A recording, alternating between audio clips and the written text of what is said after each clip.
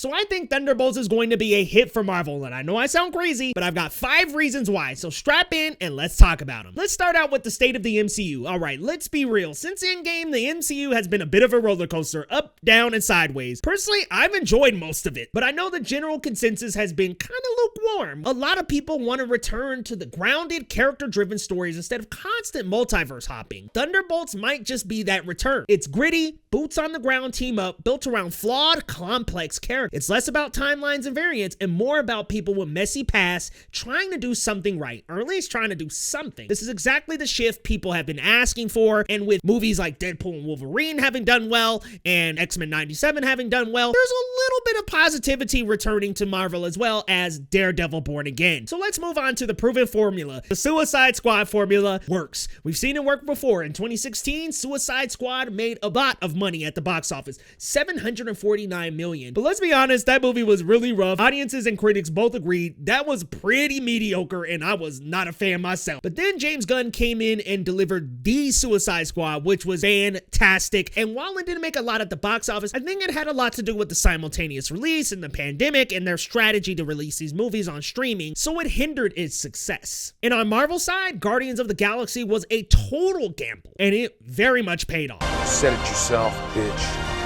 We're the Guardians of the Galaxy. Guardians of the Galaxy Volumes 1, 2, and 3 were hits with critics and with the audience, and they were all really well received at the box office. It just reminded everyone that people love weird, emotionally damaged, and complex characters, and these teams trying to do better and be better. Thunderbolts fits right into that mold perfectly and is something that has worked before. Now we gotta talk about this cast because it is a stacked up cast of people here. Florence Pugh is crushing every role she touches, from Doom Part 2 to We Live in Time and many more. She's becoming one of the most versatile, respected actors of her generation. Sebastian Stan just picked up a Golden Globe and got nominated for an Oscar, and he's stepping into another level of acting. Julia Louis-Dreyfus, oh my gosh, she is a TV legend. Veep, Seinfeld, she's an icon. Then you got Louis Pullman and Wyatt Russell, sons of legends who are blazing their own path. And David Harbour, man, it just looks like he's having the most fun of his career in this movie. So you have got a great mix of personnel in this. Plus, Sentry, Marvel's answer to Superman.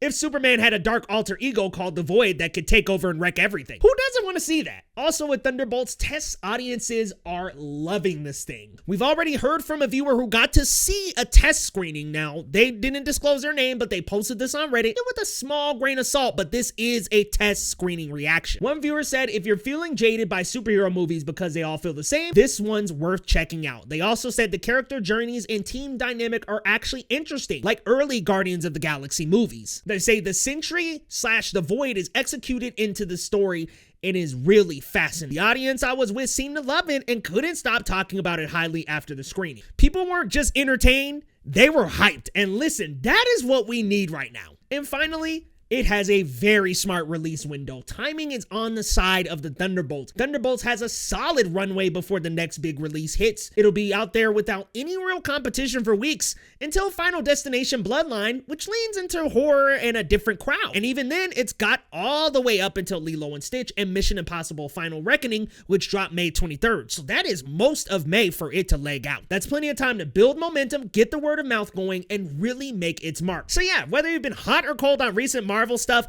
Thunderbolts might just be the shakeup we've all been waiting for. Great cast, fresh tone, solid early buzz, and it's got a long time at the box office. Mark my words, you guys, this is going to be a hit for Marvel. So let me know down in the comments, get loud guys, am I being foolish with this prediction or am I on the right track? Do you agree with me? Do you disagree? Let me know, and if you're new to the channel, hit that subscribe button down below. The name is Leo Rydell, and we'll see you next time on Geekly Goods.